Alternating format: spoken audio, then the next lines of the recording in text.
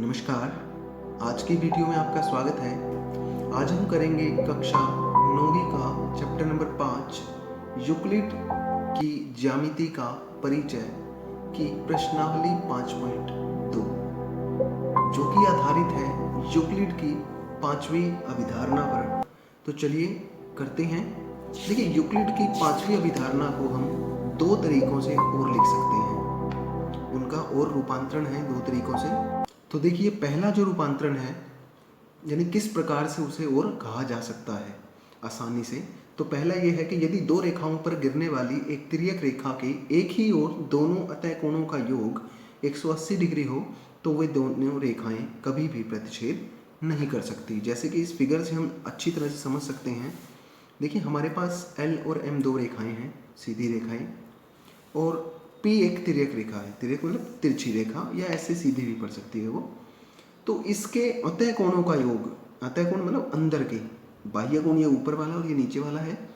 तो ये अतः कोण है एक और के, एक और दो। यदि इन दोनों कोणों का योग 180 डिग्री हो तो हम कहते हैं कि एक कोण एक जमा कोण दो कितना है 180 डिग्री।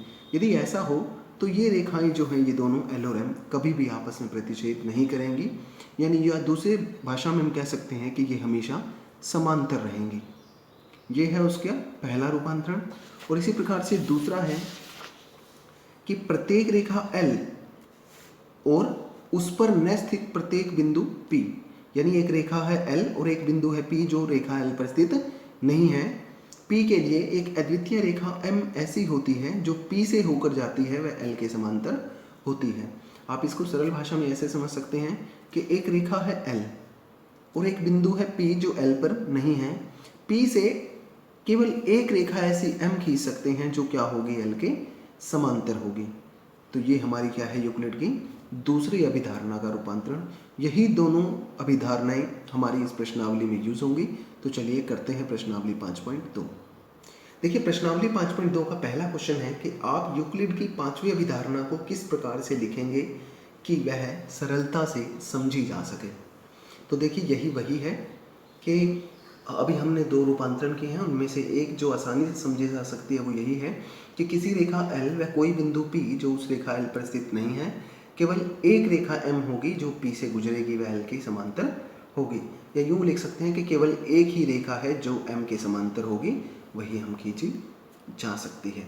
तो ये क्या है, यूक्लिड की 5वीं अभिधारणा का जो हम आसानी से लिख सकते हैं और उसे समझ सकते हैं।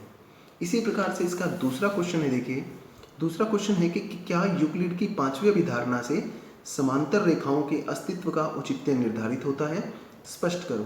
वो पूछ रहा है कि जो यूक्लिड की 5वीं अभिधारणा है, क्या इससे हम बता सकते हैं कि रेखाएं समांतर होती हैं और किस प्रकार से होती हैं। यदि उसका कोई औचित्य निर्धारित होता है तो हमें स्पष्ट करना है।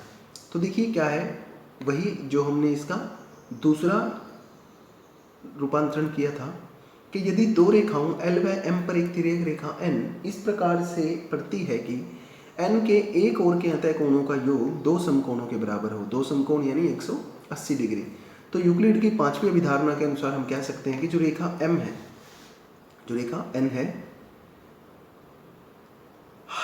5वीं अभिधारणा के अनुसार यह रेखा N के इस ओर नहीं मिलेगी, यानी जिस तरफ उसका योग, अतः कोणों का योग 180 डिग्री से के बराबर है, वो रेखा उस ओर नहीं मिलेगी। तो देखिए, जब रेखा M की दूसरी ओर, ये N कर सकते हैं, इसको N है ये, जब रेखा N की दूसरी ओर के अतः कोणों का योग भी दो समकोण होगा, क्योंकि देखिए जब एक तरफ के अतः कोणों का योग दो समकोण है तो दूसरी ओर के अतः कोणों का योग भी क्या होगा, दो समकोण होगा।